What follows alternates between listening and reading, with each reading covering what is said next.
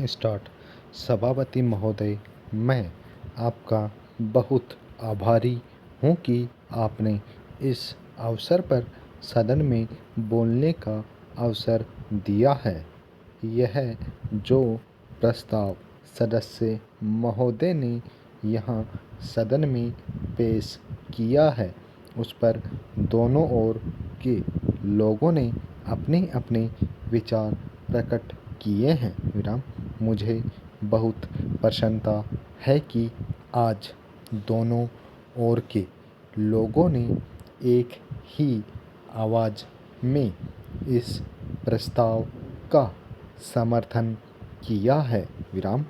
शायद यह पहला मौका है जब इस प्रस्ताव पर सभी सदस्यों ने अपनी सहमति प्रकट की है।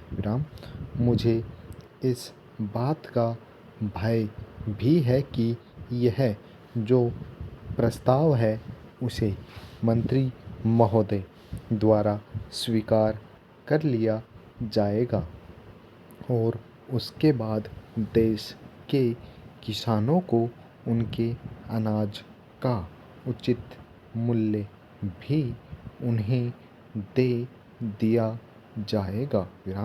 कुछ दिनों के बाद हम में से कुछ सदस्य आपत्ति करेंगे कि अनाज के मूल्य बढ़ गए हैं और देश की आम जनता परेशान है, इसलिए मूल्यों को कम किया जाना चाहिए।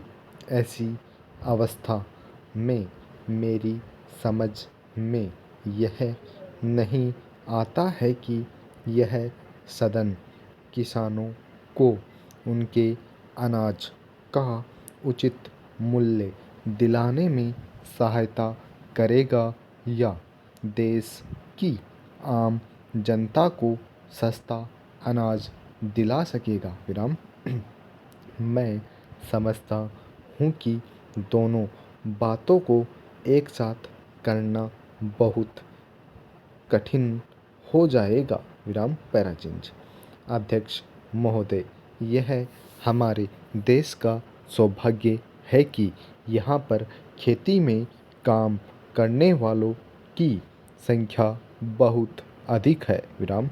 अभी कुछ समय पहले हमारे योजना मंत्री जी ने बताया है कि देश में बेरोजगारों की संख्या बहुत बढ़ रही है, जिन्हें हम खेती के काम में लगा सकते हैं।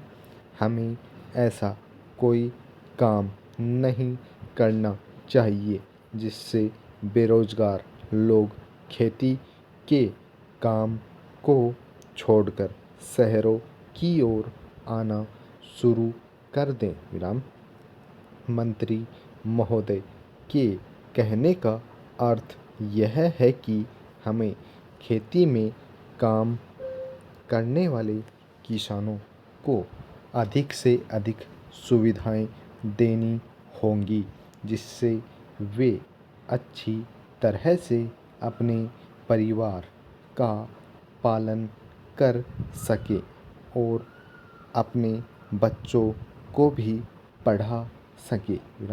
एक समय था जब इस देश का किसान कर्ज में पैदा होता था, कर्ज में बड़ा होता था और कर्जे में ही मर जाता था।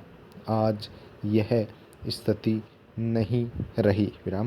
इसी तरह से यदि हमारी सरकार किसानों की भलाई के लिए काम करती रही तो किसानों को भी पूरा विश्वास हो जाएगा कि सरकार उनका हित चाहती है और उन्हें पूरा सहयोग देकर खेती की पैदावार बढ़ाना चाहती है।